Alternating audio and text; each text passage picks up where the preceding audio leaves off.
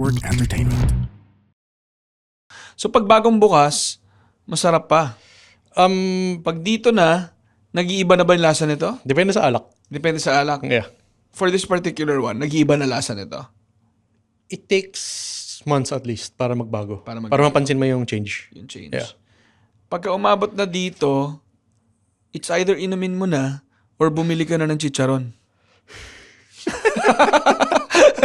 pwede na siyang pulutan. Lagay mo sabaw. Nagiging dato puti. Listen up, yo. Linya Linya Show. Listen up, yo. Linya Linya Show. Listen up, yo. The Linya Linya Show bumabalik every week. Parang yo-yo sa office, sa condo, sa FX, sa kanto. Walang pinipili, basta Pilipino. Yo, check to the millions and millions of listeners and drinkers around the world. Welcome to the Linya Linya Show, powered by Linya Linya and the Pod Network. Mga kalinya, our guest today is a self-confessed barfly, turned alcohol importer, distributor, and educator. He's also a cocktail enthusiast, spirits geek, and someone helping bring more appreciation to underrated and underappreciated spirits like rum, tequila, and mezcal. Akala ng mga friends natin sa TPN about spirituality ang pag-uusapan namin. Pero ibang spirits ang pag-uusapan natin ngayon. So personally, mas naging curious ako about this world in the past few years. Hindi lang sa drinks pero pati na rin sa culture, history, craftsmanship, at experience. So today, let's learn more about spirits, drinking culture, at sa mga kwento sa likod at loob ng baso. No? So please welcome to the Linya Linya Show, John Go. Hi John, kumusta? Good. Thank you for having me here, Ali. So ano lang, no, una kong tanong kasi dito lagi, John, kumusta? Nakainom ka na ba? Ay hindi, kumain ka na ba? Yes, kumain na ako. Kamusta? Yeah. Buisit yung init. Sa totoo lang. Grabe, sobrang lapit ko lang dito sa studio, guys, pero pawis pa rin. No? So, mainit, pero ano ka? Nagbe-breakfast ka sa umaga. Malamang, no? Kaysa naman sa gabi ka mag-breakfast, no? Pero, ano ka ba? Morning person ka ba? Anong una mong ginagawa pag-gising mo? Pag normal routine morning person, like gising by 6. Wow. Normal. Gising, ligo, kain, trabaho. So si John, siguro konting context lang, no? Ba't kami nandito ngayon? So I met si John during an invite by Proudly Promdi. Friends namin from Proudly Promdi. Hello sa inyo dyan. In-invite nila tayo for Hohol. Diba? Hangout lang, pero may hinom-hinom rin, ano? Yep. May hinuman. So, Proudly Promdi, i-research nyo sila. Ano nga ba sila? May sarili silang, mas distributor sila ng local drinks, no? And they have their own, mobile bar. Tama ba? Hindi ko alam yung buong scope, but yung most ng brands na distributed nila, yung mga less popular, parang Bugnay, mga ganyan. May parang jackfruit wine sila, mga ganyan. So yung mga mas maliit na production na hindi mo naisip na meron tayo, o siguro pag nag-province ka, tsaka mo lang makikita. Then minsan may parang pop-up bar sila. Hindi ako sure kung may mobile bar. May mobile bar sila kasi nung wedding namin, kinuha namin yung Proudly Promdi. Okay. So, sina Ken Alonso, i-research nyo yung Proudly Promdi. Next time, actually, maganda rin makausap si Ken, Pag-usapan yung mga tapoy, mga Tapoy, ganyan. yung mga natin, local spirits din natin. Pero yun, dun kami nakita ni John. Sinama naman ako ni Kyle and the Big Fuzz team. And nung napapansin ko si John, sabi ko, daming alam nito. Kasi syempre ako, mukha akong ewan doon para lang akong saling kit-kit doon eh. Actually, yung focus ko yung isaw doon tsaka yung mga pagkain sa Marikina. Masarap eh. pagkain. Ang sarap ng pagkain. Lalo na yung, yung pandesal. Yung pandesal, Genesis pandesal, sarap yun. Pero sila talagang si John, inaamoy dyan. Because, shucks. Na-insecure ako na out of place ako dito. Pero, yun nga, doon kami nag-meet ni John and alam ko na marami siyang alam about drinks, no? So, John, no, siguro para lang a little, a bit of background lang para alam ng mga tao yung context kung saan ka nang gagaling. Ano nga bang background mo and paano ka rin napunta sa industry na to? Background, wala akong formal training, education for alcohol. Nag-start interest ko through cocktails. Whiskey cocktails. So, cocktail scene dito nag-start 2011, 12 via Blind Pig. So, yun yung start ng speakeasy scene dito. Then, eventually, nag-open sila Curator, sila Niner Ichinana. So, yun, saktong pasok ko na infancy ng cocktail scene. Then, para maiba sa yung tipong whiskey on the rocks. Ito mga gin-based, vodka, ibang whiskey, tequila, mga ganyan. Para may variety. Paano ako natuto? Read online. Books. Yeah. Then eventually, may parang mas formal na course. Tawag WSET. WSET.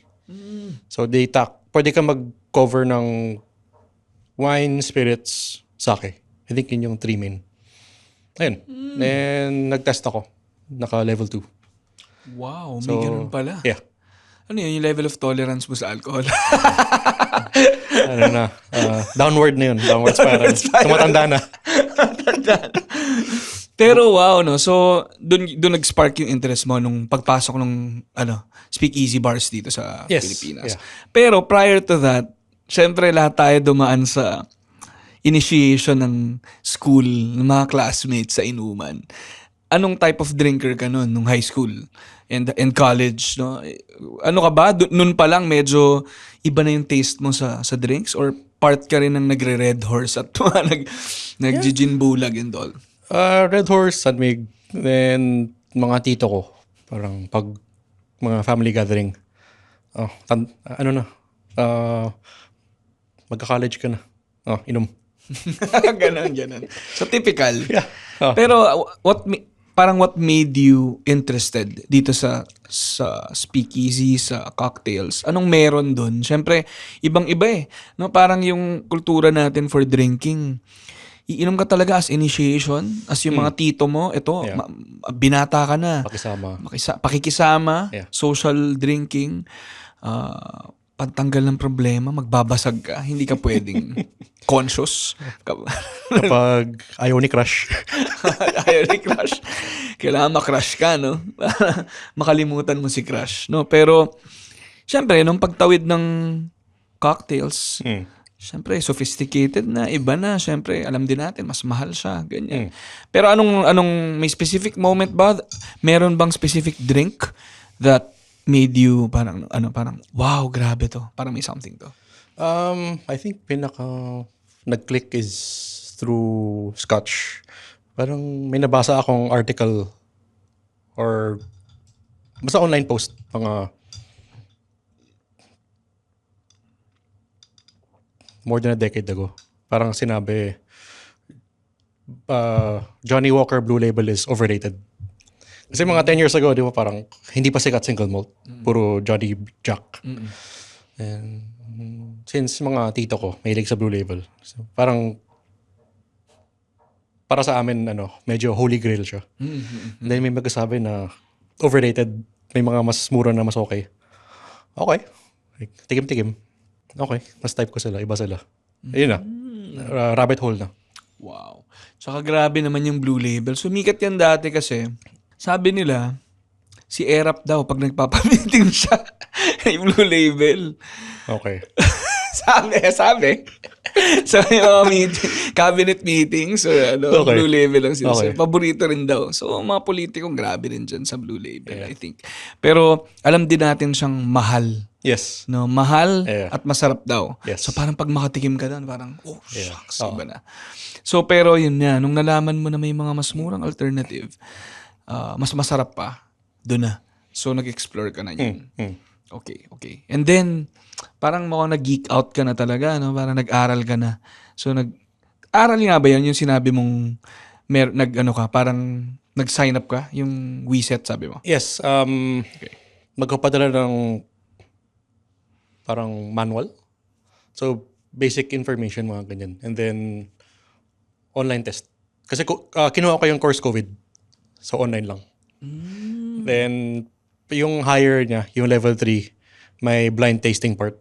So, kailangan mo mag-travel to, I think, for Asia, Hong Kong or Taiwan para mag-test. Wow. Yeah. Dapat maamoy at mainom mo. Alam mo na kung ano. Yes. And then, may parang theory part na bakit ito hula mo? Ganito ba ito yung mga production techniques na ginawa? Parang ganun. Grabe. Ang galing. May study kaya na yung first few drinks mo tama. Pero as it gets to 5, 10 drinks, nagkakamali na. Ay, tawag doon is palate fatigue. Akala ko amat eh. Ano na yun? May amat na. Pwede. Pero tama, ganun. May Yes, palate yes. fatigue. Parang may limit lang yung ng dila natin. Ganun. So, kailangan ipahinga or Mas sikat siya for wine, yung mga sommelier. So, parang isang part ng pag-train for sommelier is sip, dura. Kasi pag uminom ka, diba, may tama. So, the more you drink, nagdadal senses mo. So, dinudura para way less yung tama ng alcohol. Eh, tsaka rin, since regular kang umiinom, pambawas ng regular na intake. Yeah. Hindi, kawawa atay mo. patay ang atay mo. Yep. Sa Pilipinas, bawal yan. Sayang. Sa Pilipinas, yung lang eh. Yung una lang. Di ba sinasabi Ay, nila? parang alay. Yung alay? Yeah. Alay sa demonyo ba yun? Yeah, parang ganun. Hindi mo. Pero pag sa atin, aawayin ka pag di mo inubos. Diba? Sinasabi, nilalagnat na yung mo, yung drink mo, yung tagay mo. Anyway, so, ganun yung nangyari sa'yo with you, John. So, typical high school, college dude na may immersion ng mga tito. And then eventually, nung pumasok yung mga speakeasies dito, na curious ka rin. And then yun yan, sabi mo, yung whiskey na may mga mas mura, single malt, etc. So doon na nag-start yung journey mo. Pero paano pa nag-deepen yung knowledge mo dito? So nag-aral ka pa, nagtuloy-tuloy yung pagka-geek mo dyan. And then, nabanggit ko kanina when I introduced you. Paano naman din siya tumawid to being a collector, importer, tas ngayon, eto ka na, nag-educate ka na about this. Yung collecting part, getting deeper. Pag nag-travel, hanap-hanap ng alak na wala dito. Kasi 10 years ago, sobrang bihira pa yung parang more boutique brands. Talagang yung very mass scale brands pa rin yung sikat. So, ayun. Madali makahanap mag-travel.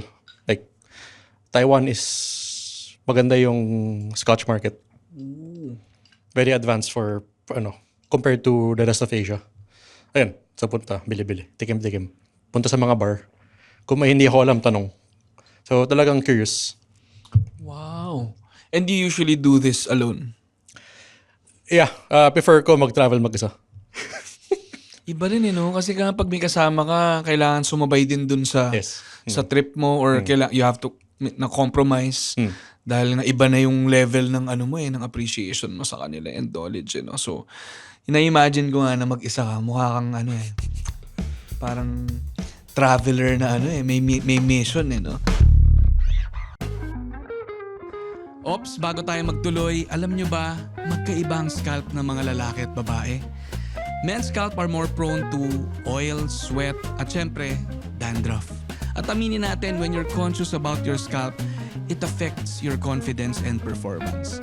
Kaya para matarget ang dandruff, pawis, at oily scalp, use a shampoo that targets men's specific scalp concerns. Clear Men is formulated to give you a flake-free confidence para hindi kayo conscious and you're always at the top of your game. With Clear Men, you get up to 100% dandruff-free freshness. You're confident and your performance is always top-notch. Klarong-klaro. Clear Men in hairness. So, ikot sa mga bars, try ng kung ano-anong drinks. May particular drink ka bang hindi makakalimutan nung nag-explore ka? Or nakalimutan mo na dahil nabasag ka na? Hindi na lang. I think first trip ko sa Osaka, nag-request ako ng fresh peach cocktail. Then, ayun, knowing the Japanese, fresh fruit. Yung pagtimpla, sobrang sakto. Ayun, muddled peach, rye whiskey. Tapos may konti pang liquor, mint. You know, like, okay. Hanggang na yun, ano pa rin, nasa core memory ko. Wow. Yeah. And nakatry ka pa nun ulit? Or yun na siya? Hindi. Kasi peach season is parang very short in Japan. Parang fall lang. September, October maybe, hanggang November. Wala na akong time pumunta na yan pag those months. So parang hindi na naulit. Hindi ba rin, ano? Parang nakalock lang sa memory mo. Okay din na hindi siya paulit-ulit. Para you're longing for that again pag bumalik ka. Yeah. Pero wow, peach. Iba rin talaga. Pati ba naman sa drinks, yung mga Hapon, ang galing din talaga nila. Very precise. Yeah. Ganun. Naalala ko lang yung na-try naman namin ng wife ko. Nakapunta kami sa isang sake distillery. And then yun yung may bibili ka ng coins. Ito ba yung parang train station? Hindi. Hindi. Pero sa ano siya eh? Saan nga ba to? Sa... Kalimutan ko kung saan particularly in Japan. Pero kilala talaga sila for... Yung town na yon kilala for sake. And for... Ano yung paste nila? Yung... Mochi? Isa pa. Yung mung bean paste nila. Yung... Ano yung sa... Tawag dito? Ano yung sa soup nila? Miso? Miso. Okay. Yung miso paste. Okay. Kilala yung town na yun doon. Okay. Kalimutan ko anong pangalan.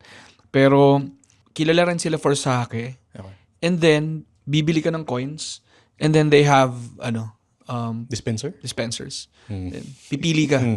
So, may mga mas mahal, worth 2 coins. And then, meron mga 1 coin. And then, yun, mix siya ng sake and different na, merong may fizz, merong may ganitong lasa. So, may hugasan din doon ng baso. Sarap nun. Sarap. Pero basag kami after. Sulit. Pero yung tama lang kasi nga puro ano lang, shot lang. Pero super fun. So, yan na yung naalala ko lang din sa Japan. No, pero sige, siguro dyan yung isa kong gustong daanan na ay konting vocab. Linyapedia, tayo. Daanan lang natin kasi maraming terms alcohol terms sa Pilipinas na nakakalito. Na parang para sa akin bilang isang regular manginginom lang ay pare-pareho lang for me. Okay. Pero hindi ko sure if magkakaiba sila. Okay. So, ano bang differences nitong pag sinabi mong liquor? Liqueur? Kasi nagulat ako. Iba pa yung liqueur, no? Iba pa yung spelling niya. Yeah. Liqueur, no? Spirit, alcohol. Magkakaiba ba yung mga yon?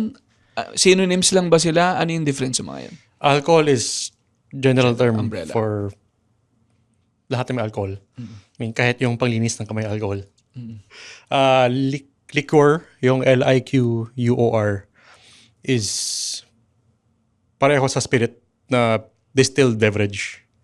So, kailangan mo ng fermented alcohol, then distill para magka-liqueur or spirit. So, kunyari, whiskey is a kind of liquor. Spirit din siya. So, para makagawa ng whiskey, kailangan mo ng beer, which is a fermented beverage. Kung gusto mo ng brandy, kailangan mo ng wine. Ayun. Then, yung liqueur, yung Liqueur, UEUR. Alcoholic beverage siya na maraming sugar or sweeteners. Kaya yun yung mas ginagamit din for ano. Kumaga may alcohol pala siya, pero sweetener din. So yun yung nagiging part ng nagiging lasa ng cocktail. Lower ABV siya. Kunyari, whiskey, 40% usually. Liqueur, mga nasa around 20. Lower or higher a bit. Pero in that area. Mas gamit siya for cocktails. And hindi siya kinokonsume usually na on its own. Wala tayong culture na ganun, but parang Italy meron. Tawag nila Amaro. So yung mga Campari, liqueur yun. Yan. Part ng culture nila. Pero parang liquor and spirit are synonymous. Sa pagkaalam ko, yes. Yes, okay. And then, sinasabi mo, no, parang kailangan ng distilled fermentation, tama ba? Kailangan may fermented beverage para magka-distilled beverage. Ayun, fermented beverage. Yeah. So nagulat ako dun sa sinabi mo na una, kailangan ng beer Yeah. sa Para makagawa ng whiskey. whiskey. Yeah. So may beer pala ang whiskey. Part of the process. Yes. Kasi whiskey is raw material niya is grain. So barley, yung parang foremost na gamit, barley, corn, rye, wheat. Like single malt scotch, all barley. So para makagawa ng single malt scotch, kailangan mo ng beer na all barley. I guess main difference ng beer na ininom natin from beer na ginagawang whiskey is walang hops. I think yun yung main difference. Nag-notes ako. Walang hops. Yung hops ay ano rin, no? Or ano rin siya? Ano nga bang hops? Hindi Ano ako beer guy, pero from what I understand, para siyang grain din ba siya? botanical something na parang nag-add ng bitter character. Yeah. Sa mga nakikinig na baka may mga ano dyan, beer enthusiasts dyan, sabihin nyo sa amin. Pero yun yung, nagulat ako no, na meron niya palang, parang part ng process ng whiskey and scotch ay beer. Dahil nga galing siya sa, sa Grain. Sa grain. Yeah. Tapos, ang difference ng scotch, all barley. At scotch galing, kailangan lahat ng steps sa Scotland ginawa. So ano siya, protected by government. Talaga? Ganun pala. Lahat pala dadaan sa kanila. So, walang scotch na hindi galing sa kanila. May mga scotch na binabote outside of Scotland pero bawal tawagan scotch. Yeah. Okay. Pero yung whiskey. So, saan napunta yung ano? Saan napunta yung brandy and rum? Brandy, basically fruit. Pinakasikat is mga cognac. So, grape. Then, rum, sugarcane. Walang commercially available na fermented sugarcane. Kasi, hindi masarap. Weird yung amoy. So, diretso na siyang rum. So, sugarcane ang rum, brandy ay fruit. Fruit. Mostly grapes, pero pwede apple, pears, mga ganyan. Okay. So, grains yung whiskey and scotch. Brandy and rum are fruits. Sugarcane ba considered? Rum, ano? sugarcane. Rum, sugarcane. Yeah. Brandy lang yung fruit. Yes. So ano ba siya? Again, forgive me, hindi ko alam kung parehas yun sa mga listeners. Hindi ko talaga ma-recognize yung difference nung apat na binanggit ko na to. Whiskey, scotch, brandy, and rum. Alam ko lang hard sila. Yes, yes. And nakakaamat. Yeah, kaya hard liquor. Kaya Kaya hard. Oo. High ABV, 40% pataas. Yun siya. I Pag guess sinabi yun- mong hard, 40 pataas. Yun yung usual parang term na ginagamit. Pero parang hindi naman siya formal Okay. na ano. Oo. Pero considered na parang pag hard, 40 pataas. Yeah. Pag isopropyl, Desperado. Sarado. Kasi pati yung mga alcohol na ano natin, may kanya-kanyang percent eh, no? Pero wow, ngayon ko lang nalaman to, na ganyan siya. So, brandy lang yung fruit. So, again, etong mga pinanggalingan nila, nalalasahan mo ba yung mga ingredients na to? So, kunyari, etong brandy, siya lang ba yung fruity yung lasa? O wala na, hindi mo na ma-recognize yung pagka-fruity niya? Hindi siya black and white. Parang depende. Like, sanay tayo sa grapes na yung parang sa supermarket. Yung green, yung red. But iba yung grapes na ginagawang alak. Like for wine, iba yung hindi maganda yung mga table grape, yung mga kinakain natin. Hindi siya ideal for wine production. And then may mga grape din na good for wine production, hindi siya ideal for brandy production. And so parang for me, if hindi ko pa nakakain yung grape na ginagamit for this style, hindi ko siya matitikman. Hindi ko alam kung tama na lasahan ko. Gets. Parang kunyari, di ba minsan may mga sa back label ng bote. Gooseberry, itong berry, itong fruit from Europe. Kung wala naman dito, paano mo malalaman kung ano lasa nun? Yes. Like, parang most likely may European na hindi alam lasa or amoy ng lansones. Ayun. Kung yung ganun disconnect, wala kang magagawa unless na talagang hanapin mo. Gets. Parang sa akin kasi lahat ng grapes ay grapes lang eh. Iba pa pala. Yeah. Iba rin yan. Oo, So may mga grapes na mas Yes. pang ganyan lang. And Yes. then meron naman yung Yes. table grapes Yeah. na kinakain natin sa ano. So, okay. May difference ba ang rum with an H and rum without H? More of spelling and pronunciation for different languages. Pag Spanish, Ron. Ron? R-O-N. Parang Ron Jeremy. May branch, di ba? So, ayun. Yun yung Spanish way of saying rum. Ron. R-H-U-M is French. Then R-U-M is English. Yun na, R-H-U-M ay French. French. English pala ay rum. R-U-M lang. Yeah. So, dapat pala R-U-M lang tayo.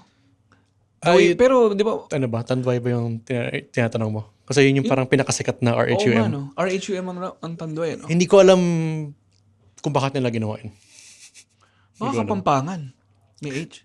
Oh, wala pala silang H. Sorry. Kapampangan pala yung hindi nag-H. Hindi ko alam. So, pagka rum with an H, ay pagka rum na without H, Kapampangan. Kasi hindi sila nagpa-pronounce ng H, di ba? Ganun ba? Di ba? Hindi ko alam. Oo, eh. Di ba? Hindi ko Parang- alam. Anyway, shoutout sa mga Kapampangan dyan. Pero yung totoo, nasagot ni Jan ay, English pala ay R-U-M. Yes. R-H-U-M Yes. ay French. French. Pinoy, R-U-H-M. Biro lang. Okay, so pero parehas lang pala sila. Yeah. Pero napapansin ko rin, sa Japan, minsan walang H, yung whiskey. O walang E. E. Walang E pala. Okay. Nakalimutan. Ano yun? Para sa akin, walang kwenta yung difference. Yung may E or wala. Kasi hindi mo nagabago yung quality ng alak. May E or wala. But yung naalala kong explanation is parang depende kung sino yung sumakop. Parang pag Scotch, may walang E or may E. Pag like American whiskey, mga bourbon rye, opposite. So parang depende. Yun yung parang main factor. Kung sino sumakop. Parang ganun. Yeah. Grabe. Yung bourbon pala, saan napunta? Ano naman pag bourbon? American. Siya yung parang main American whiskey. So kung single malt barley, bourbon is mostly corn. Wow. So ano rin siya, no? Siguro may something about the agriculture din of a country. Kung ano yung availability or ano yung conducive na i-plant ng mga crops doon. Yun nagiging factor ba siya doon sa ginagamit nilang Part is geography tsaka history. Parang, ang sabi, pinakaunang whiskey ng New World ng Amerika is rye. Kasi yun yung parang, yung grain na hindi maarte. Ito yung Kayang mag-ano. konting ulan, mainit, tutubo. So sure na meron silang pwede gawin tinapay. Meron silang maani. Kaya rye. Then eventually, majority ng bourbon galing Kentucky. That area, maganda for growing corn. Kaya, yan. Parang yun yung, nag-stick na raw material. Galing, no? Parang kada isa. Kaya sabi ni John sa akin, anong uunahin namin kasi kada isang Malalim. liquor malalim eh. Pero okay to, parang ako sinusuka ko muna, parang nakainom ito. Sinusuka ko muna yung anong meron akong alam, ano yung general knowledge ko and ano rin yung mga tumatakbong question sa isip ko. Yeah, ganun. Kailangan ng relearning. Yeah, oo. Para rin yun na eh. Ngayon ko lang din binabalikan eh. Meron lang ako isang naalalang kwento dyan. Sabi naman to ng boss ko dati na historian, si Sir Manolo Quezon. So, apo ni Manuel L. Quezon. Yung office kasi namin dati sa government, New Executive Building yung pangalan niya. Yung katabi niyang, may katabi kaming parang warehouse. Na parang abandoned warehouse. Tapos hindi ko alam kung ano yun.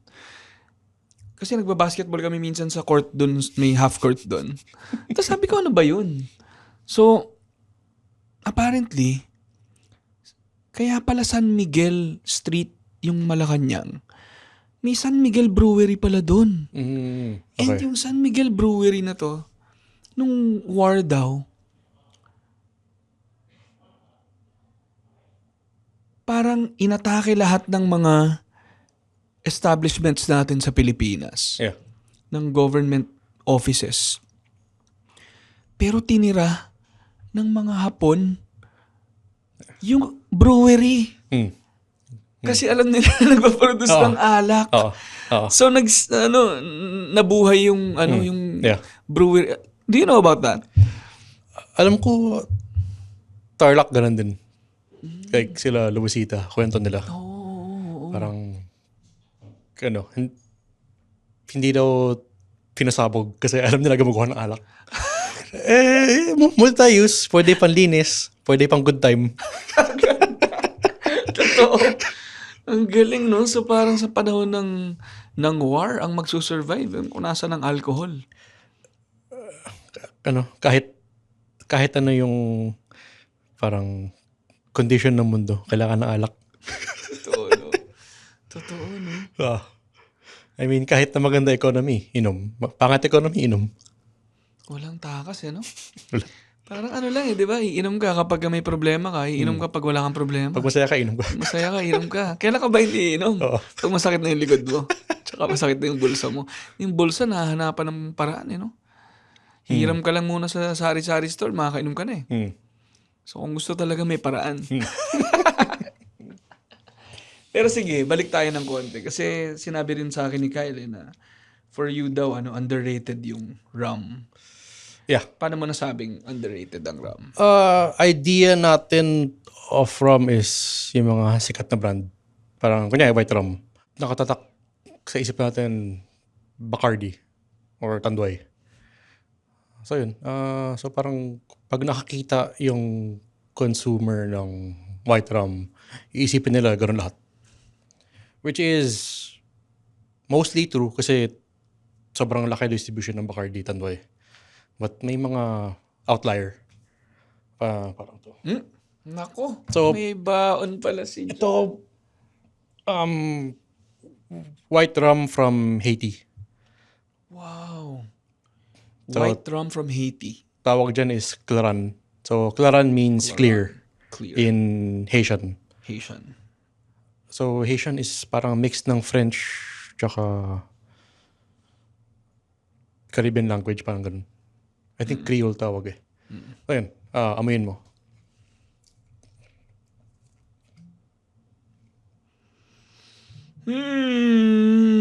hindi siya masakit. Yung usual natin, di ba, pag ram, parang gumaganon ka na sa alcohol. Yeah. Ito, Yeah.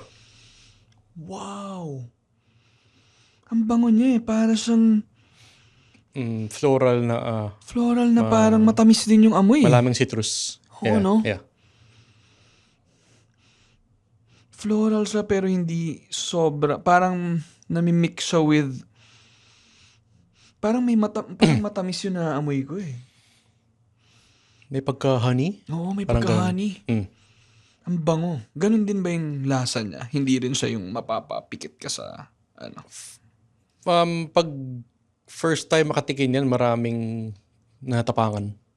Kasi 43%. 43%. And then,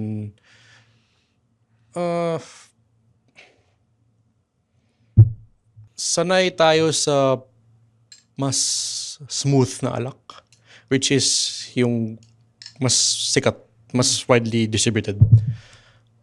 Bakit? Mas mura gawin, mas appealing for most consumers. Pag ganyan, na mas may tapang, parang iisipin na may napangit, na may mali. Which is, para sa akin, mali. Yeah. Bakit? Bakit siya mali? Kasi well, ano eh no, niisip ko rin. So, ang sinasabi mo rin, John, yung mga typical drinks natin dito sa Pilipinas, yung mga hard drinks natin, considered na siya na smooth. Yeah. Pero di ba parang ako ang tingin ko naman sa kanya, ano eh, medyo baliktad in a way na kapag ka tinikman ko yung cheap, sorry, mas affordable na mga, sorry sa cheap, mahal din ang alak kahit anong gawin mo. Pero mas affordable na mga, ano lang, over-the-counter, sari-sari store, ano, mga brandy, ganyan, mga grandma, ganyan. Napapaaray ako, natatapangan din ako eh. 'Di ba? So, hindi ko siya masyadong pang makonsider na smooth. Pero, pag nag-try naman ako ng mga mas mahal na mga whiskey, ganyan, uy, swabe. Di ba ganun usual reaction? Yeah. Na parang, uy, walang sabit. Oh. So, ba't ganun? Pero you're saying na parang mas smooth itong, considered smooth itong mga mas affordable. And then, mas matapang yung mga... Yung mga mas affordable na galing convenience store, mostly encourage tayo na gawin mixer. Yung lunurin mo sa Coke or whatever juice para mabawasan yung tapang. And then like yung mga swabe. Like napansin mo sa mga commercial, yung mga pera ng brand. Marketing nila. Swabe. Tapos macho yung guy. Parang yun yung pinapromote na image na ito yung tama, parang ganun. Which is parang one way of viewing alcohol lang. May parang different world na mas maraming character, mas maraming flavor. Tsaka nasanay tayo sa assumption na the older, the better. Kailangan ng barrel aging. So doon galing yung kulay. Yung pagka-brown niya sa barrel. Oak barrel usually. Whiskey, kahit anong alak, ganyang kulay. Pag bagong gawa, wag bagong distill. Ah, wow! So, whiskey pala talaga ay clear. Yes. Pero dahil Aged. Kinukuha na yung wood. color ng wood, tsaka yung flavor ng wood. Yeah. Pero parehas na whiskey lang sila. Pero wala pa to nung lasa nung wood. Ito kasi clear pa eh. Yes. So, Yung flavor na nakukuha mo dyan, yung aroma, is galing sa sugarcane tsaka sa fermentation. So, nag-matter yung raw material. I think because very modern world na tayo, yung mga alak, tingin natin is industrial product na. Hindi na siya as agricultural product. But galing siyang lupa. Tinatanim siya. Agricultural product siya. But since sobrang laki ng mga brands na yun, nagiging industrial yung tingin natin. Hindi natin nakikita or na-appreciate yung from start to finish. But yung ganito, like mga tequila mezcal, hina-highlight na yung raw material. Like, may bagong local rum, si Kasakanya, galing Bukidnon. China-champion niya yung heirloom cane. Heirloom sugar cane. So, So far, dalawa ang rum niya. May white, tawag niya Blanca. And aged Morena. Instead, brown. Galing. So, yung Blanca, kahit na walang aging, malasa. Bakit? It's fermentation niya. Tsaka, heirloom sugarcane yung gamit. So, pag heirloom cane, mas may character. Like, sabi sa akin, most sugarcane na ginagamit for rum production is meant for sugar production. Yung ideal for rum production is heirloom cane. Mas marami lang yung available na sugar cane for sugar production kasi mas may use, mas may Demand din. demand for sugar. Kasi higher bricks. So, mas marami kang sugar makukuha. Pero less flavor. But like ito, heirloom cane, kasaka niya, heirloom cane. So, less yield, less sugar, pero more flavor. Ayun. Wow, na-try ko na yung kasakaan niya. And meron tayong sarili nating ganito. Yes. No? From Bukidnon. Yeah. So, matatry ba ng mga listeners natin yung mga nababanggit natin? Kunyari yung kasakaan niya, is it available anywhere? I think hindi pa ganun ka-available kasi nag-launch sila late last year lang eh. But may mga bar na meron like Spirits Library, Big Fuzz, meron sila. Pwede kayong makitikim. Pretty sure online stores meron. Contact mo na lang sila sa IG nila. Oo nga, nasa IG sila yung kasakaan Kasakaan niya. niya. Yeah. So marami tayong marami kaming mababanggit din ng mga local liquors natin. Magandang chance din to introduce them, no, lalo na as much as syempre no, iba-ibang bansa, may iba-iba rin. Pero ang saya lang din malaman na meron tayong sarili natin dito dahil Yeah. yun agriculture, geography natin, perfect din I think yung mga ingredients natin for liquor. And ano rin, no, parang booming din, no? Would you say, nasa na yung Pilipinas ngayon when it comes to, parang producing our own? I think quality-wise for rum, good place. Kasi uso craft spirits. So, yung younger generation, gusto nila, i-try.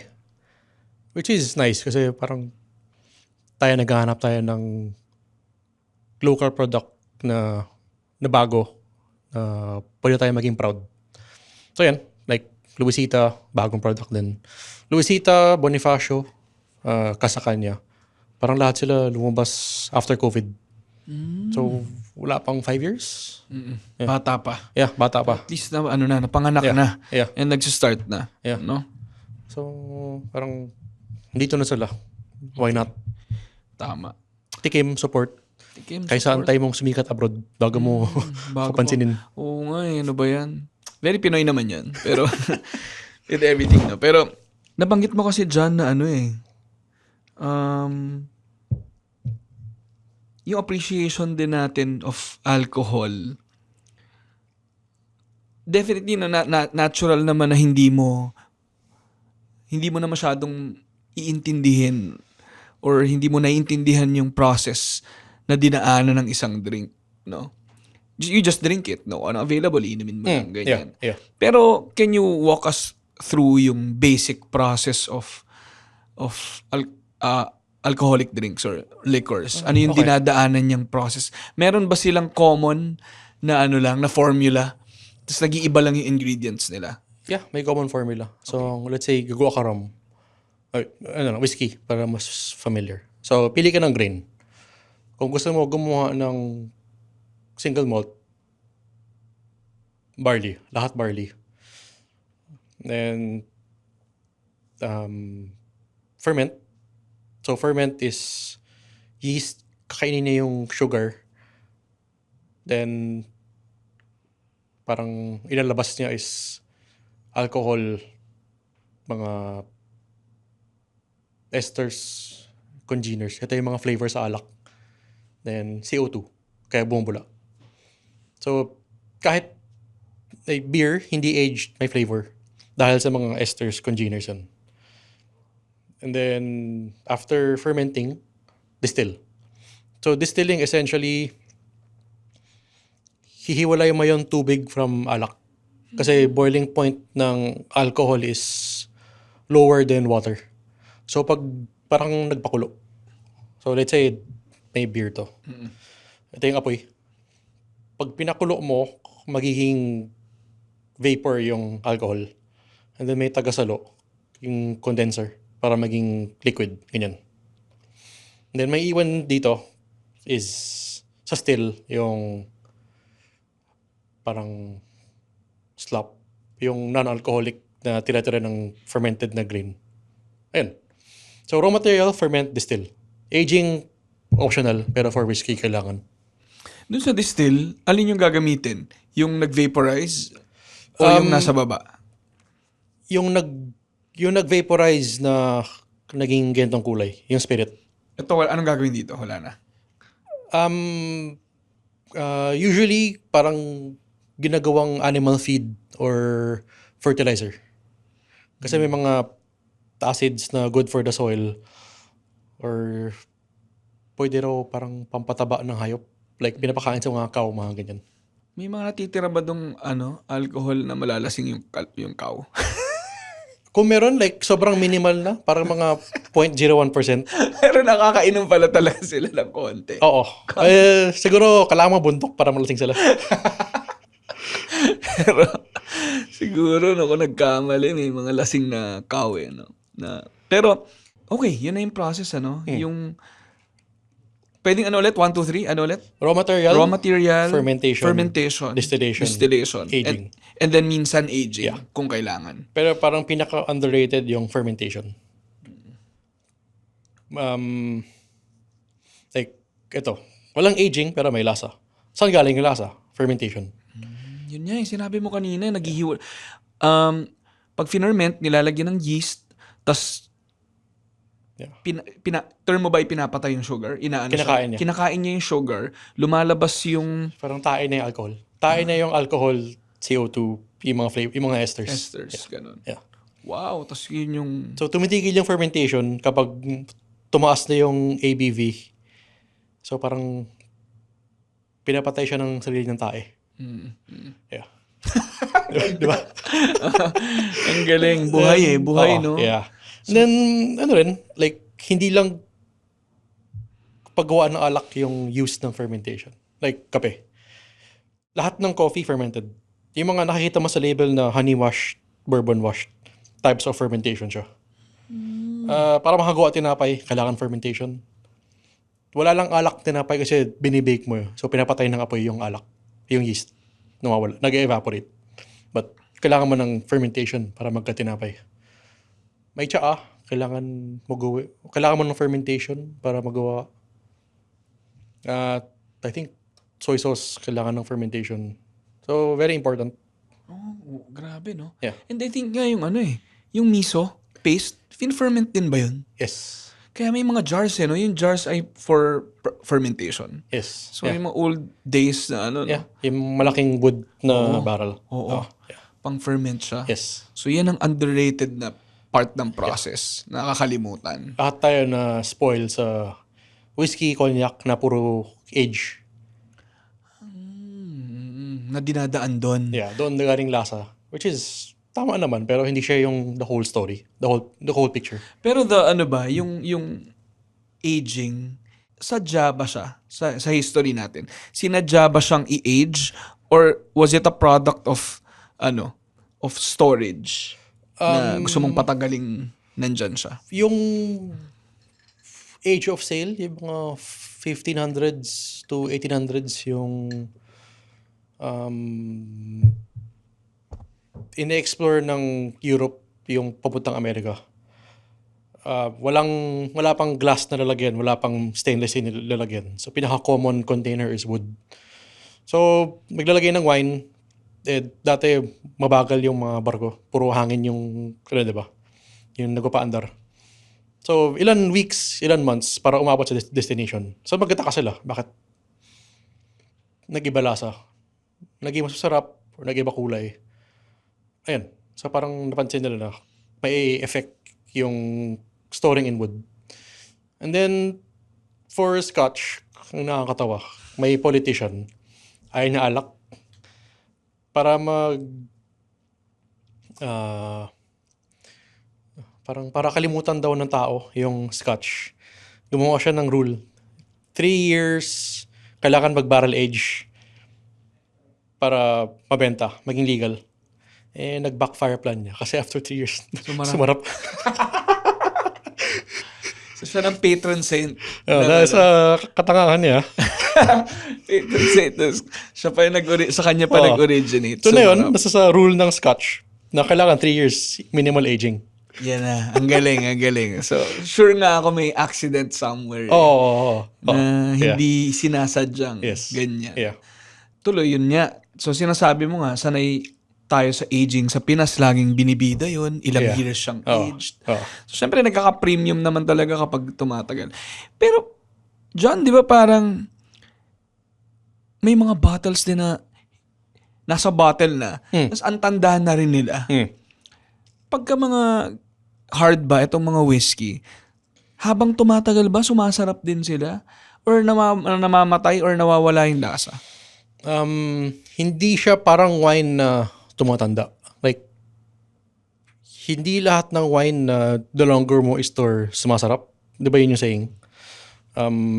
One for wine, parang may pili na quality of or may grade ng wine para pwede yun. Parang yung mga bote na umabot 20,000 pesos. Hindi siya ideal inumin pagkabili. Kailangan mag-antay ka ng X amount of years para lumabas. Ideal siya. And then may certain conditions din. Parang hindi pwede sobrang init, hindi nakatapat sa araw. Like, papatayin ng araw yung alak. For whiskey, any distilled spirit, hindi nagbabago. Kasi wala nang yeast. Yeast yung nagbabago sa wine habang in a bottle. Minsan nagtitira pa konti.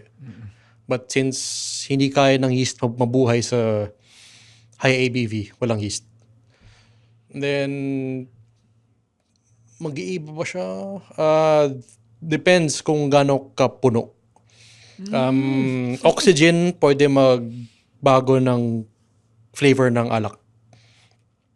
From harsh, pwede siya maging mas soft over time, depending sa feel level. So ito, kalahati. Parang safe yan. Pero pagdating ng mga 1/4, kailangan na ubusin agad. Kasi ang alak, pag too much oxygen, nagiging vinegar. Oh my God. Yung isang pwedeng possibility. Or talagang totally nawawala yung character. Nagiging explanation. Alak pa rin siya pero wala nang lasa. Parang ganun. Yeah. So whiskey, pwede mo i-store. Wag lang nakatapat sa araw. Pero wag mong isipin na let's say 12 year nakalagay sa bote. After 10 years, magiging 22 siya. 12 years pa rin yan. Ganun. Yeah. Kapag ka whiskey, hindi siya tumatanda. Wine yung ganun. Yung mga high-end wine. High-end na wine. Oo. So, hindi rin pa lahat ng wine. Hindi lahat ng wine. So, yung whiskey, pag pinagmalaki na, 1980s pa to. Wala na siyang effect sa ano. Tapos yung mas effect niya, yung dami. Pag gano'n, yung mga vintage, may effect. Kasi,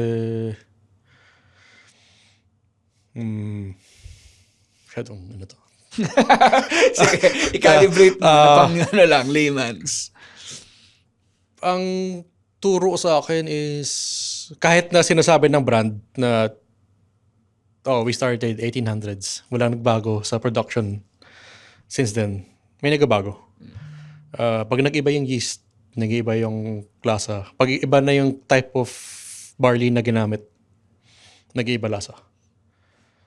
So, pwedeng, like 1980s, barley A yung gamit. Then, 2000s na, let's say, barley C na yung gamit.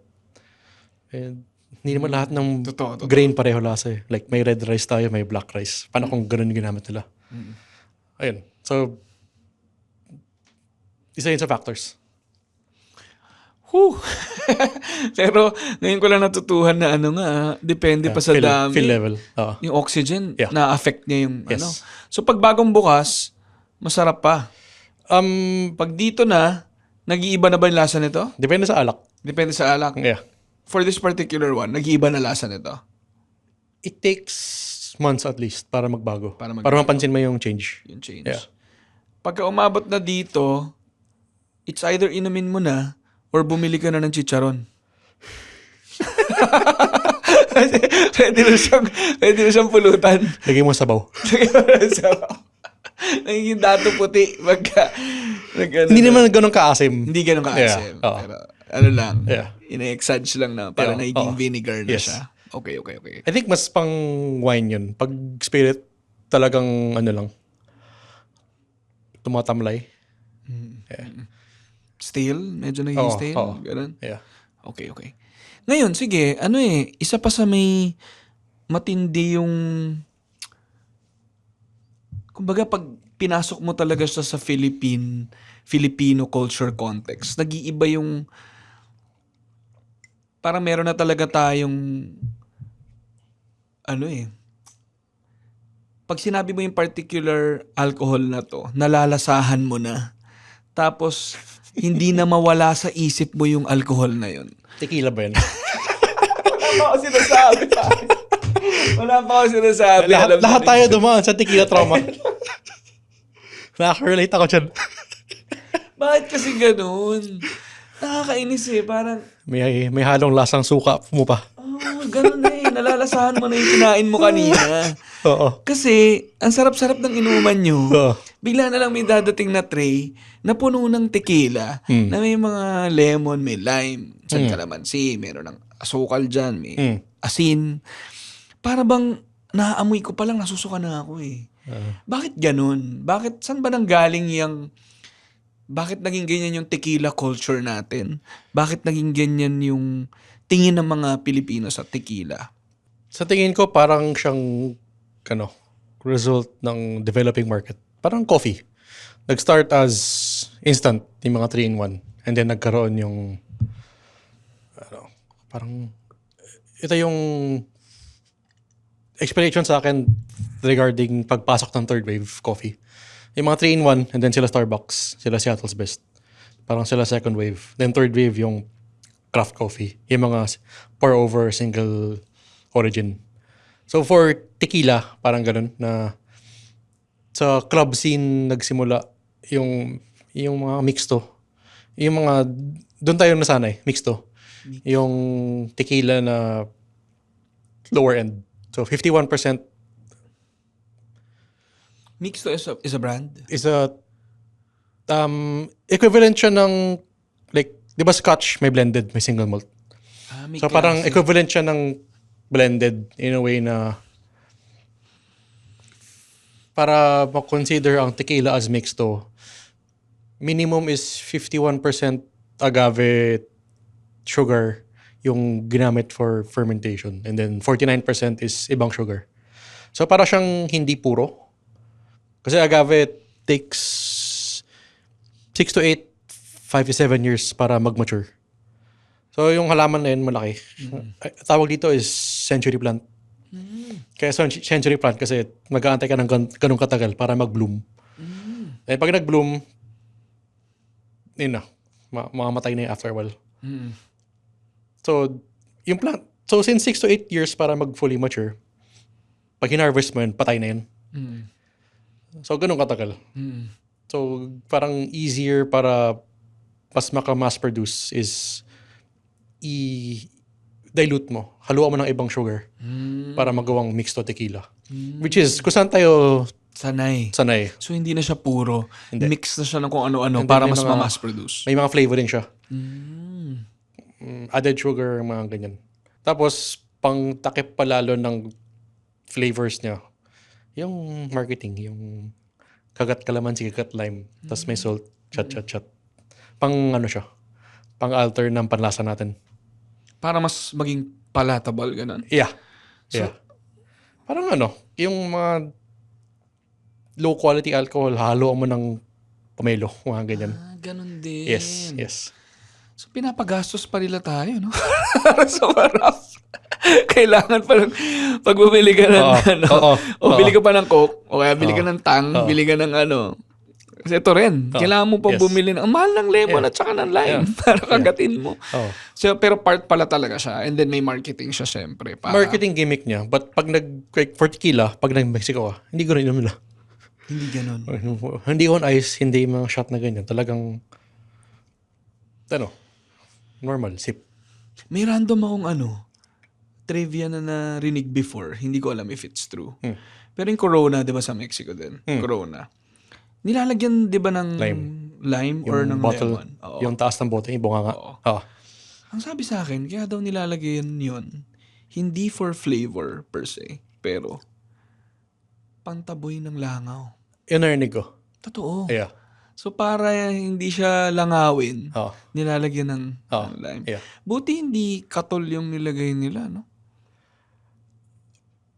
I think may gumagawa nun sa ibang bansa. Sa Pilipinas ginagawa yun pag ubos na, yung pale pills yun, di ba, nilalagyan ng katol. Pero eto, may narinig ako sa ibang bansa. Hinahaluan ng katol, tapos ininom. Naglolo ko lang ako dyan totoo pala. Oh! Katol! Hindi ako sure kung anong country, narinig ko lang. Mga nasa parang rural areas nila. Novaliches ba yan?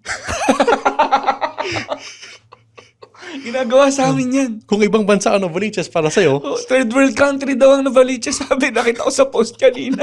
May nag-post third world country po ba ang Novaliches? Pero grabe naman kayo sa amin. Anyway, natatawa ako kasi binibiro lang kita sa katol. Kasi ginagawa sa Pilipinas, di ba? Lagayan siya ng katol pagka-ubos na. Totoo palang may gumagawa. meron daw. Sa mga listeners na taga-country na yan, sana mag-comment kayo dito. Bakit nyo ginagawa yan? Pero yun lang. Trivia lang yun sa, totoo pala yung sa Corona. Most likely ganun niya, pantanggal. Pero naging flavor na rin siya. Yeah. Dagdag flavor na rin. And minsan, kapag walang pambili ng Corona na may lemon, San Mig Light na malamig. Lemon. feeling Corona. Pwede. Pwede rin. Pwede. Na-try ko na rin. So, okay, balik tayo sa tequila. Dami natin natututuhan, guys, habang umiinom ng kape. Buti hindi kami umiinom ni John. Masyadong maaga. Masyadong maaga. Umaga tong, namin. Sinadya ko kasi baka saan mapunta yung, usap natin dyan. Initial ko nga, dapat nasa Big Fuzz tayo. Baka maging hangover episode. Totoo nga At least ngayon, alam nyo hanggang amoy lang kami. Pero, balik sa tequila. Okay, ganun pala, no? Ngayon ko lang nalaman yung mixto na yan. Pero syempre, has to do with mass production, maging commercially available, mura, and pang-ulol sa party. Parang gano'n. Yeah. No? Pero, kaya rin pala siya gano'n dahil diluted version na siya. Marami nang pinasok na kung ano-ano. Yeah. Pero yung totoo niya kasi ay century plant. No? Matagal. Yun yung local term, century plant. Kasi Pero agave. like, most halaman dito, taon-taon, May nagkakabulaklak. agave ba dito? Yeah. Sa Pilipinas? Talagang tawag dito is century plant. Mas baka makita mo sa Baguio. Makati yung mga usually pang decoration na halaman. Ganun. Mukha siyang aloe vera na malaki. Oh. So, nakikita ko pala yung agave sa sa mga ilang YouTube videos na Pag may nakita kayong ganun, guys, pagka nakatanong nyo sa hardinero doon kung umabot na ng 6 to 8 years, pwede nang hanguin. Average, depende sa variety. Pero average mga ganun. Pwede nang gawin. Tequila. So, sige. So, ngayon, kasi nung nagka-Big Fuzz din, so dyan din ako medyo na-introduce sa akin yung cocktails, yung mga drinks, although hindi pa malalim yung knowledge ko about it. Pero syempre si Kyle, tinuruan niya rin akong ma-appreciate yung tequila. Yeah. Na may tequila pala na hindi Mixed to. anong brand? Ano yung brand na alam natin lahat? Cuervo. Na hindi Cuervo. Sa atin kasi sa Pilipinas, tequila is equal to Cuervo Diba? So, meron palang hindi Cuervo. Na masarap. Pinapashot ni Kyle. Yeah. Pero pag sinot mo, hindi kayong parang tapos ng party. Hindi ka na transport to college To days college. mo na lasang suka. Na nasa stairs ka, sumusuka ka, So, masarap siya no? Masarap siya. Ramdam mo yung amat niya. Yeah. Pero hindi ka nasusuka. Yeah, pleasant flavor. So, ito bang mga pinapatry, kunyari yung mga available sa Big Fuzz, hindi siya mixto or mixto pa rin siya? Hindi mixto. Ang term is 100% agave. Wow. So, 100% talaga siya. Yeah. Oof. So, malayo ang presyo. Hindi na ako updated sa price ng kung magkano yung mga bote for clubs na yun, mga college crowd. But siguro price nila nasa mga between 1.5 to 5. Depende sa brand, mga in that area. So, hindi naman pala super layo, no? Pero ang layo nung experience Yes. of drinking it. Availability, hindi mo siya makikita sa mga typical tugs bars, no? Or sa mga regular liquor store. Parang mas cocktail bars mo talaga siya makikita. Hindi pa. Hindi rin niya. Then, nasa distributors siya. In-order siya ng mga bar, ganun. For now, parang pag small brand ka, mahirap makapasok sa supermarkets. Kasi may maraming red tape. Yes. Easiest siguro, online store. Kung meron. Pero since, small brands, smaller production, and hindi lang Pilipinas yung binibenta nila. May ibang markets pa. So kung small production, pwedeng may stock dito, ilang buwan, then matagal bago mag-restock. Okay. And then para mag-grow din yung base, hindi pwedeng benta mo yan sa buong sulok, lahat ng sulok ng Pilipinas. Hindi kaya ganun. Gets. May particular brands ba ng tequila na marirecommend ka? Favorite ko na yun, G4. G4. G and 4. G and 4. Yeah. Kasi, 4 generations of yung family na yan na nagproduce ng tequila. Kaya G4. Yeah. G and 4. Sige. Anong mga drinks pala sa cocktail bars ang may tequila? Pinakasikat, margarita. Margarita. Then, parang modern na twist niya is Tommy's Margarita. So, margarita is tequila, lime, triple sec. So, parang orange liqueur siya. Then, Tommy's Margarita is tequila, lime, agave syrup. Which makes sense kasi agave ang tequila. So, why not gawin mong sweetener is agave rin. May tequila Negroni. I think tawag is Rosita. Ayun, Paloma. Yeah. I think yung Paloma yung pinakagusto ko sa mga nabanggit. Bagay dito. Oo, no. Ano Daling inumin. madaling inumin. Para siyang pangalan ng bida sa teleserye. Pang Pilipinas talaga. Pero masarap yung Paloma. Yung Paloma meron sa Big Fuzz. Haluan na lang Pepsi. Ano? Hala, wag. Oh, magalit si Tito Sen. Ay, wag. Anyway, yung naman pare, kasi nabanggit ko rin kay Kyle to when I interviewed him, yung mezcal, na mas nakikilala na rin ngayon. Yeah. So, nung time kasi na ini-introduce sa akin ni Kyle ang cocktails, sinabi ko sa kanya, ang favorite ko, Negroni. And then, nagkaroon ng Mezcal Negroni. Yeah. Masarap. And then, yung favorite ko rin sa Big Fuzz, yung Sound of Silver. Mezcal-based din siya. So, after talaga nun, parang yun na yung hinahanap kong lasa sa cocktails. That's why, ako rin, pati yung wife ko, si Rach, gusto nga sana namin mag-Mexico para ma-try yung mezcal. Actually, minatry pala kaming isa sa may mezcal bar kaming na-try sa Paris. Kalimutan ko yung name, pero mezcal bar talaga siya. Na yun yung main niya, ingredient nila. So parang nagulat ako na parang na pala talaga siya. Medyo medyo nakikilala na talaga. Yeah. And naman ang mezcal? And bakit din siya unti-unting mas na-appreciate niya ng mga tao? I think overall, yung agave spirits mas sumikat dito during or after COVID. Kasi diba dumadami yung celebrity brands. Yung kay The Rock, yung mga Di ba si McGregor Jenner. meron din? Si Conor McGregor may whiskey yun. Whiskey. Irish whiskey. Irish whiskey, okay. Yun. So, I think parang nasipa yung pagkasikat ng gin. And then pumalit tequila mezcal. Then for the longest time, ang tawag sa mezcal is smoky tequila. Kasi most mezcal may smoky character. Which is easier way of parang selling mezcal pero hindi siya yung complete picture. Kasi may mezcal na hindi smoky. Hindi siya kailangan maging smoky para maging masarap. Yeah. Kasi like for tequila, mezcal, parehong agave base. But tequila, isa lang pwede ang agave na variety pwede gamitin. Tawag is Blue Weber. Pwede mo siyang i-compare to grapes. Ibalasan ng red from white.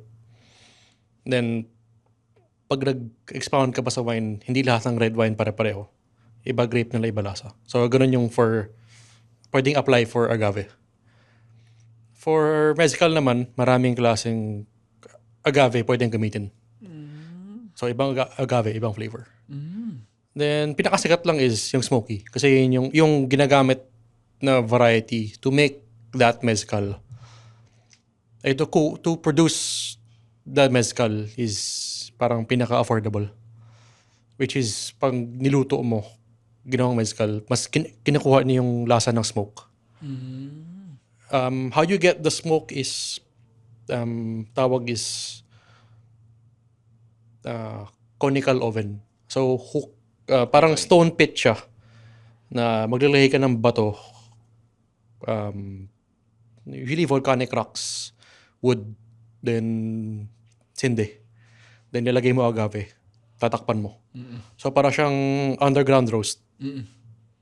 So, since may init na bato, nasusunog na apoy, ina-absorb na agave yung smoke. Doon galing yung smoke.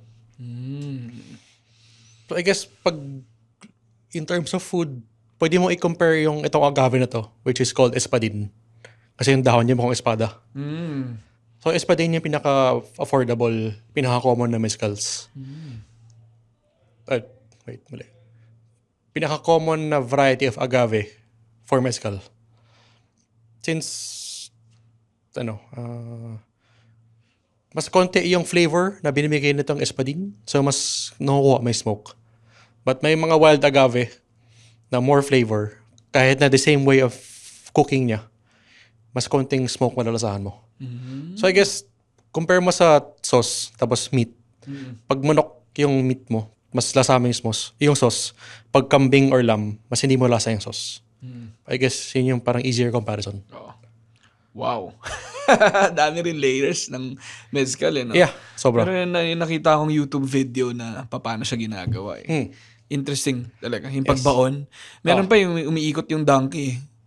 Para ma-extract yung agave juice. May old school. Minsan may tao din. Or minsan automated. Kawawa yung tao. Kawawa yung tao, no? Nahilo-hilo na siya. Kawawa din yung hayop. Kaya, bigat dun. Oo, di ba? Pero wow, yung mga nakikinig na hindi pa nakatry ng mezcal, yun na dahil may smoky flavor. So parang siyang gin na may tequila na Yeah. may smoky Yeah. flavor. Yun yung tingin ko attractive yung lasa niya. Mas Yes. sa... I mean, para sa akin, una, ayaw ko ng tequila dahil sa dati. But, curator, hindi pa sikat mezcal dito, mga 2014-13 to. Pinatikim ako. Parang, ito, mezcal. Smoky tequila. Like, uy, sarap But, so, bakit hindi kita tequila? Oo nga, di ba? Then, parang after a while, tequila binalikan ko, inaral ko. Okay, kaya pala ayoko kasi ganito yung sanay tayo. May ibang parts na hindi tayo familiar. Then, basta appreciate ko na. Sana matry niyo yung mezcal, aka sana ganito ang tequila. Drink. No? Masarap pa yung tequila. Masarap pala. Yung lang. Pero considered tequila siya. Ang mezcal. Hindi. So, agave, pero hindi tequila. lahat ng mezcal means agave-based spirit. Tequila is a kind of mezcal. Nauna ang mezcal sa tequila. Yeah. Sumikat lang ang tequila kasi yung mga producing parts niya, mas malapit sa US border. Then, for some reason, share ng market. Like, may nakita akong bote ng tequila from 1920s. Nakalagay pa doon, mezcal de tequila. So, meaning na, dati recognized ang tequila as mezcal. And then, ng mga 80s, 90s, nawala na yung mezcal from the bottles. Tequila na lang. So ano ang feeling ko malaking part din kung ba't sumisikat yung mga drinks dahil sa pop culture, no, sa songs, dahil sa may song na Tequila Sunrise. Ano? Tequila Sunrise. So may hip hop song na Tequila Sunrise. Kaya pag nagamit na sila sa Yung mga rapper. yung mga rapper pag binanggit nila. Alize, yung mga ganyan. Yan nga, pare, yan na yung gusto kong i-ano sa'yo. Na-reveal ko na ata to sa pod eh. Pero pare, yun yung rapper name ko before. Alize. Rapper name ko siya. Okay. Sabi ko sana yun na lang name ko eh, Alize. Kasi idol ko si Tupac. Okay. And lagi niyang minimension. Alize and Hennessy. Yun yung lagi niyang kinukwento. So, nung college ako, 21st birthday ko. So, parang debut natin yan, di ba? Sabi ko, maghahanap ako ng Alize. Bibili ako nun. So, nagpahanap ako ng Alize. So, pagdating ng Alize, sabi ko, ba't parang hindi bagay kay Tupac to? Parang orange juice, no? Parang orange juice. So, lintik yung mga kasama kong mga kainuman ko. Sina Jay Sanchez, mga friends kong from college. Pinagshot yung Alize, naubos agad. Sabi ko, mahal yan. Tsaka yan yung iniinom ni Tupac, ba't niya inubos? Tapos sabi nila, lasang juice eh. Sabi ko, ang na-imagine ko sa kanya some hard drink na mahirap inumin. Kaya pang gangster siya. Yung pala parang, orangey, citrusy drink. So ano ang Alize? Hindi ko alam. Diba? Bakit nababanggit siya lagi? I guess, din yung nakasanayan nila habang tumatanda. Parang, may ako nakausap na taga-Caribbean. So, sa Caribbean daw, sikat Hennessy. But, hindi nila alam na Hennessy is cognac. Alam nila Hennessy is Hennessy. So, parang, I guess, yun na yung nakasanayan nila. Nakatatak. So, no? Makatikim nga ulit ng Alize. Saan ba siya, Hindi ko alam. available? Matagal ko lang hindi nakita sa market. Pero siya? Brand siya? Hindi siya kind of drink? Brand. Brand siya na... Parang Hennessy, brand siya. Brand ng cognac. Brand niya pala. Pero yun nga, pagka nagamit na sa pop culture, pag ginamit ng rapper yung names, sumisikat. Yeah. So Cypress sila nagpasikat ng Tequila Sunrise. Tapos Tupac, Alize and Hennessy. Snoop Dogg. Snoop Sipin on gin and juice. Gin and juice, Snoop Dogg. So laking part ng drinking culture ay mga rapper. Yeah. Grabe nga, gin and juice nga siguro ang pinakasikat na ano pa mga pangalan ng Actually, may mga local na rin tayo eh. Si Jonas, isang local rapper, pinasikat niya yung may viral na song na ang pangalan na yan eh. MP Lights. Hindi yun hindi siya branded ng MP pero MP Lights yung pangalan niya. So, may something rappers and and nagiging accidental marketing tool siya. Napupunta sa mainstream consciousness ng mga tao dahil sa kanila. So, John, syempre napahaba na tayo, And pa to? Kumbaga, isang pasada pa lang sa iba't ibang klaseng drinks. Yeah, malalim. Malalim, Parang yung paggawa ng mezcal, kailangan bungkalin mo siya. Hukain mo. Pauusukan. Pero siguro just to wind down yung kwentuhan natin. More about Pinoy drinking culture yung gusto kong pag-usapan. Kasi generation tayo ng mga old millennials kami ni ni John. Sabit pa ng konti. Pero sanay sa ganong klaseng inuman. Actually, initiation talaga siya ng high school. Even grade school minsan. Pero high school and college... beer na may ihi. Beer? May wiwi? Okay, wag naman. Pero talagang basagan ng trip, no? Gin pomelo, dyan sumikat, Red Horse, beer, grabing basagan ng beer, etc.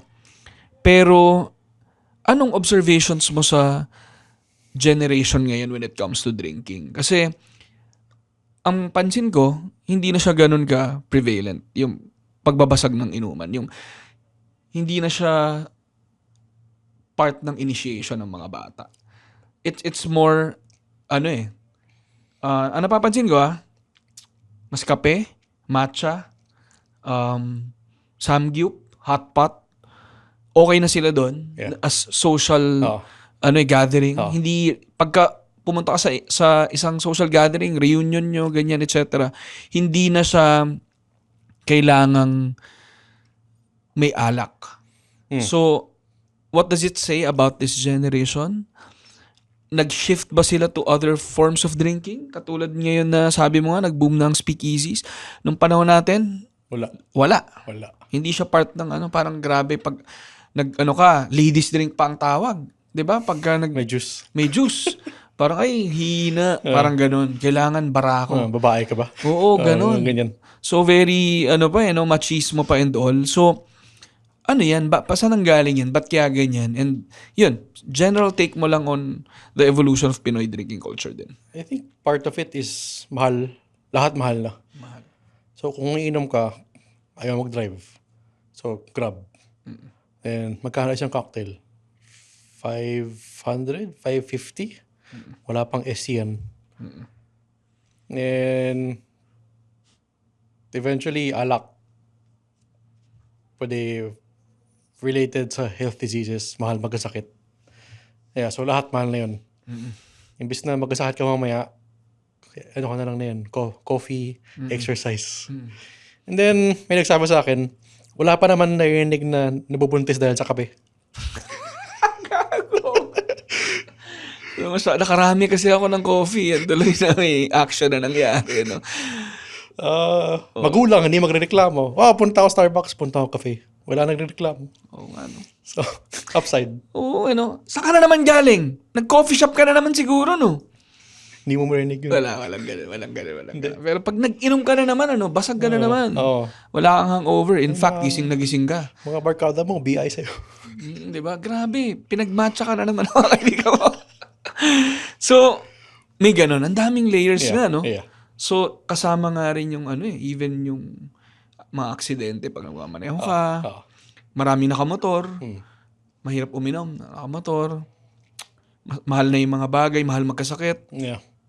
So, ganun. So, pero, does that apply to college kids? Kasi college kids naman, din hindi natin alam. Hindi ko alam. Mali tinatanong ko. Pare-parehas lang tayo. Wrong age bracket. Wrong age bracket. Tinatanong ko John. Pero nga, parehas kami ng POV. Pero sa mga Gen Z dyan, bakit nga ba? Sa mga nakikinig na Gen Z, kung meron man. Ano ngang meron? Siguro nga, tingin ko pare lumawak ang menu. Dumami ang menu. Yeah, mas maraming libangan na yun. Mas maraming libangan. Dati, para maglaro, net cafe. Then, wala na. Hindi mo na kailangan. Cellphone na lang. Ang dami ng iba't ibang hobby. No? Cellphone, card games. Yeah. Anong trip mo? Dati parang may meta. Yeah. Parang may meta ng kung ano ang iniinom, anong nilalaro. Dahil limited ang spaces. And availability of those things, no? Kaya pagka nag-Pokemon cards, Pokemon lang. O uso ang Game Boy lang. O uso ang ganitong drink, itong drink lang. Pero lumawak na lahat. Even yung mga pinapanood natin. Imbis na manood lang tayo ng ang tawag dyan, Sarang Munting Prinsesa or yung mga anime, Dragon Ball, ganyan. Dahil kapag nag-tune in ka sa TV, yun lang makikita mo. Pero ngayon, isang YouTube, isang streaming Netflix, na. pili ka. Yeah. So, in a way that, ako tingin ko that's good no? Parang mas, din, siguro may pros and cons. Not good for me. Not good for you? Masyado malawak. Mauulol ka sa dami ng pwedeng... Hindi, bawas benta. Ay, totoo nga, no? So, para sa'yo, hindi okay as a distributor, tama? Yeah, pero all in moderation. Pero yun nga, would you say na dahil din, Itong generation din ba na to ang mas nagkaroon ng interest in in cocktails and and I think mga ka-age natin ni Kyle, yung mas may budget, then mas curious. Kasi lahat internet na eh. Kung wala sa internet, libro. Madaling mag-order. So kung curious ka, madaling masagot mga tanong mo if masipag ka. Ayun. tama. Younger siguro, less likely, mas walang budget. Mas mas try Yeah. one drink Oo. and then And may peer pressure na part din. tama parang may rin may economy rin talaga kasi ang hirap din niyang ma-appreciate kung limited din yung budget mo for the day. Kung nagkape ka na kanina and nagsamgyup ka na kanina, wala ka ng pang-cocktail sa gabi. Or mag-iisa ka na lang. Milk tea pa lang, ubos na budget mo. Oo, ubos na milk tea tsaka matcha. So parang kailangan mo mag-survive with your barkada all throughout the night. And mas magagawa mo siya siguro with some other drink. Kaganan. Yeah. Pero pag tumatanda ka na, hindi ka na masyadong napi-peer pressure. Confident ka na sa sarili mo. You can drink on your own or with select friends. Nagiging attractive din ang cocktails. No? And yun parang nag-iiba rin yung Panlasa. palate mo, Yeah. panlasa mo. Naging sophisticated din yung panlasa mo. And habang mas nakaka-travel ka na, na-open ka rin to different cultures. And then, Yeah.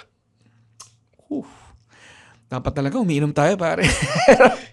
Masaya ako na hindi na mamadel ang isip natin sa sa kwentuhan na to. Pero ang dami ko pang nasa listahan, pero mukhang aabutin tayo ng bukas dito, pare. Abot siyam-siyam.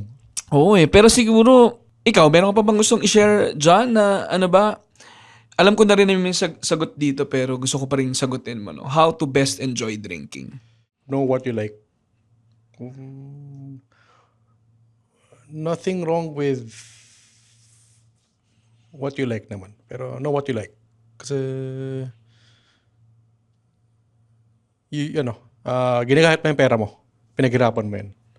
So better na mas may alam ka sa iniinom mo. Para alam mo yung pinapasok sa katawan mo. Hindi mo alam kung may additives or wala. Or kung paano ginawa. Yun. Ganda nun. No, tama. Alcohol ay kinokonsume. Yeah. Binibili, mahal, Kasi sa food, sikapan. Ganun. mas conscious tayo. Gluten, ganyan. Bakit hindi i-translate sa alak? Parang yun yung may disconnect pa. Hindi parang napansin ko, yung cocktails na talagang parang siyang pagkain talaga siya. Yeah. No, piniprepare siya. Parang mga chef din tong mga Yeah. bartenders natin. Ko-concocted sila. Halo It's ng just, flavor. Liquid siya. Di ba? Yes. Pero ganun siya sophisticated and carefully done. And katulad sa pagkain, kapag hindi ka rin careful with yung pagpili mo ng ingredients mo at yung quality, Yeah. ganito lang din yung makukuha mo. So, similar nga, Yes. So, pwede ring maging mindful sa iniinom. May nainuman pala ako dahil nga ni-recommend ni Kyle John yung yung Zest Bar sa may Soul. sa Seoul. Sustainability yung nila, theme nila. So all the ingredients then are organic, parang premium sa kanila yung quality and yung pag-ikot ng lahat ng ingredients nila. So, ewan ko, baka may ganun din parang mas maging mindful din doon. Yung sustainability, it's partially, lowering costs. Parang fruit. Usually, yung juice lang yung ginagamit or yung pulp. Pero like, may mga bar, yung peel, ginagawang garnish or ginagawang ingredient for ibang alak. Ayun, mga easier examples. Then, Walang tapon, basically. Walang tapon. Yeah. Walang tapon. Yeah. So kung yung peel pwedeng gawing chips, pwede rin. Oh. Yeah. Pwede ganun. Oh. Ganun. So ang galing lang din ng sa Zest. Yeah. Kasi I think cassava chips yung gamit nila. And then Mga ganun, mga support local. support local ang galing. And ako, tingin ko talaga sa Pilipinas, ang gandang mag-develop pa ng dito, ng liquor culture. Kasi may sarili naman na tayong inuman culture. Hindi Pero na potential eh. di ba? Yeah. And alam na naman na natin yung inuman culture, tambay culture, ganyan eh. Pero ang rich ng agriculture and yung geography nga natin, ang dami nating pagkukuhanan ng spices. Yeah. Katulad sa culinary natin, kung how rich it is, no? Iba't ibang regions. Iba-ibang Ang parang daming, specialty. oo, di ba? Ganon din nga sa alak, na yung pinanggagalingan din ng mga alak natin. Ay iba-ibang probinsya rin yung pagpipilian mo. Si Ken makasagat yan. Si Proudly From D. Oo nga, Ken Alonso. Matagal ko nang kakilala si Ken. Dapat makausap ko rin siya dito. Yung, ang ano rin, grabe no, nung pinuntahan natin siya. May kasama rin siyang konting history. Yeah. Yung pagkwento niya. Kasi galing sa iba-iba talagang lugar. And ang iba rin yung John, parang sinasabi mo, alamin mo kung yung iniinom mo dahil i-consume mo rin yan sa katawan mo. Yeah.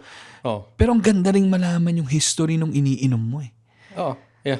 Kasi yung part nung experience, hindi lang naman yung lasa eh. Pero what Yung you're context. consuming din, yung context doon, kumakapal din yung experience mo when you know Yeah. about that drink. So, ang saya lang. Saya. Ang saya rin pasukin yung mundo na to. So sa akin, kaya gusto ko makausap si John dito sa Linya Show kasi pwedeng may mga listeners tayo na maalam na dito, na siguro natutuwa sila ngayon hearing from you. Pero meron ding mga katulad ko na wala pa masyadong alam, maraming misconception about drinks and all, and magandang maliwanagan sa mga ganito, no? So, John, syempre ang pinakahuli naman na tanong at isa sa mga pinaka-importanting tanong kapag usapang inom ay paano ba best deal with hangover? Hindi ako nang-hangover. Hindi ka nagka-hangover. Wow, paano ma-mitigate? Paano maiwasan ang hangover? Drink a lot of water. Usual rule is per cocktail or siguro per glass ng whatever inom mo, 1 glass of water. Hydrate. Yeah, hydrate. Don't drink on an empty stomach. Then, wag sobra. Yeah, alamin mo yung limit mo. Iba-iba yung limit ng per person. Ako alam ko na. So, hindi na ako sumasobra. Yun. Talagang more alamin mo no? Alamin mo yung para sa'yo. Ano yung trip mong lasa, ano yung trip mong ingredients, and then ano rin yung limitations mo. And ako guys, in fairness, dahil lalo na sa mga tumatanda ng katulad namin ni John, na 30, ako medyo patawid na ng 40. Actually, kaya okay yung cocktails for us kasi nga, napansin ko, a few glasses, 2-3 glasses, hindi mo siya masyado mararamdaman the following day. Ano rin siya? More of quality over quantity. Quality over quantity. Mas makikits yan pag tumatanda. Totoo. Mas ma-appreciate nyo na yan. Pinagdaanan na namin yung basagan na walang bukas. Yes. But the reality is, when you're adulting, may kailangan gawin bukas. No? May responsibilidad ka. No? Sa iba't ibang bagay. So, yeah. Kaya, I'm inviting everyone, na mag-explore din, Alam natin, iba-iba na yung tinatry natin gawin. Kunyari, when it comes to drinks, maraming into coffee, iba nagmamatcha, iba-ibang drinks, juice or kung ano man. Pero iba rin yung cocktails, And maganda tong episode na to kasi naliwanagan nga tayo sa alcohol. Na hindi naman basta sinabing alcohol equals disaster o kaya hangover, di ba? Or accident, ganyan. Pwede mo siya ma-enjoy. Masaya siya, masarap siya, and yun nga, again, ang best para sa mga 30 ay pwedeng wala ka namang hangover. And yun din ina-apply ko na isang cocktail drink, mag-hydrate ka. Kumain ka na maayos muna. And then may snacks din naman nakasama most of the time. And then pag nag-big fuzz ka, minsan nagbibigay pa kami ng Pocari Sweat. So talagang will assure you na okay ka bukas. Kaya mo ulit uminom bukas. Dahil hindi ka naman nagpasobra the day itself. So yun, and I'm hoping na itong conversation na to with John, nagkaroon na tayo with Kyle, nakausap ko na si John. Sana hindi ito ang last with John. Marami pa tayong pwedeng pag-usapan. Pero marami pa tayong i-unlock na characters sa ano sa cocktail culture or liquor culture. Marami pang mga ano man tawag sa inyo? Alconnoisseurs, Enthusiast. no? Para mas natututo rin tayo. And then ako nga, dahil ako yung tagahugas sa Big Fuzz, sana mas marami pa ako matutuhan about alcohol. Gusto ko rin matutong mag-mix para ma-enjoy din siya. Katulad din naman ng kape na kaya mo rin mag-mix minsan sa bahay. Okay din matuto niyan. Pero yun, I'm inviting everyone na mas i-explore pa to. If may time kayo, if you're near Makati, meron ding Big Fuzz, nasa may second floor kami ng Creekside Mall, Creekside Building sa Amorsolo Street. So malapit siya sa Little Tokyo, malapit sa Makati Central Square. Try nyo, Big Fuzz. And John, ikaw, anong may invite ka ba sa mga listeners natin? Sa mga gusto, since distributor ka, no? Meron bang mga nangangailangan ng alak diyan? Ano ba yung mga dinidistribute mo? Focus ako sa tequila, mezcal, rum. Whiskey, masyado lang marami sa market. Ganun din gin. So, focus ako sa tatlong yan.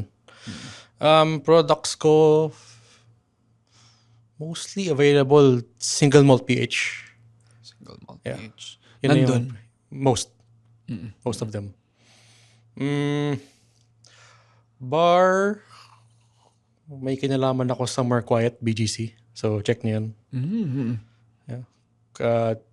Speakeasy na na bathroom team. Kami lang yung bar sa Manila na may bathtub.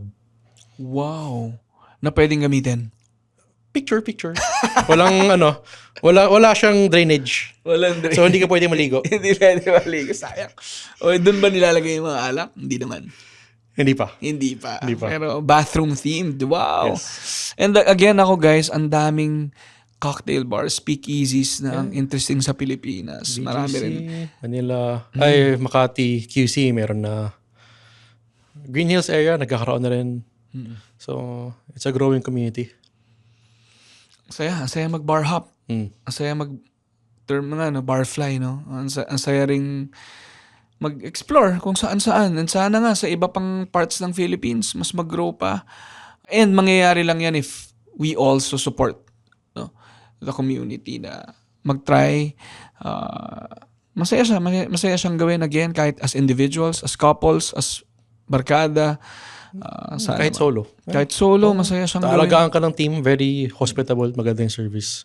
Meron kang mahikilala bartender. Or let's say, may katabi ka na wala rin kasama, make a friend, new friend. So, ayun. Yes, guys, sa gulo ng mundo ngayon, sa gulo ng Pilipinas, kailangan natin ng a drink or two, no? Na hindi naman para kalimutan yun, no? Pero at least lang may time for self lang na makarelax ng konti para pag labas sa mundo, ready ka na ulit. Reward yourself. Reward yourself. Ayun.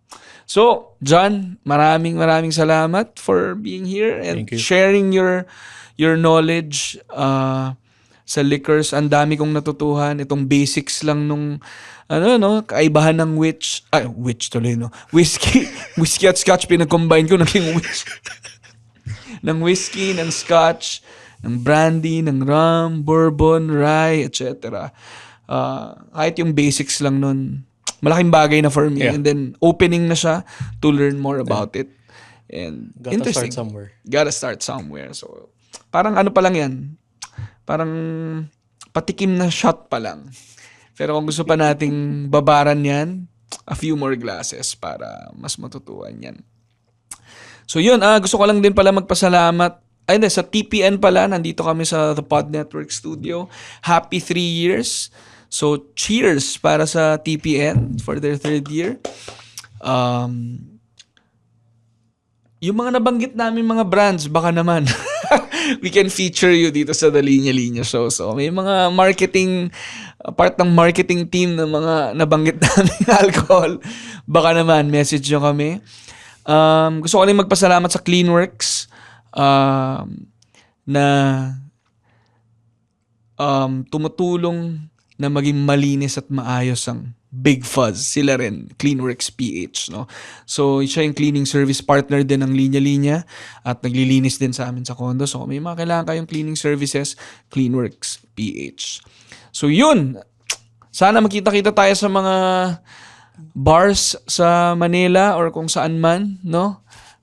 Drink or two and makapag-cheers tayo. Pero sa ngayon, dito muna tayo. Ay, bitaw dito natin. Sa ngayon, ito muna tayo. At sana ingat kayo and na-enjoy nyo tong episode na to. Share nyo rin yung mga comments nyo, knowledge nyo about it. Kung may mga mali kami ni John na verified nyo na tama, sabihin nyo rin sa amin. And John, ano ba? Kung may question sila, no, they can message na lang the Linya Linya Show and I can ask you. Sige. Then, if may next episode, pwedeng i-address siguro. Kung may next episode kami, pwede rin namin i-address yun. Pero sa ngayon, hanggang dito muna kami. Thank you, John. Thank you everyone for listening. Ingat kayo lahat. Bye.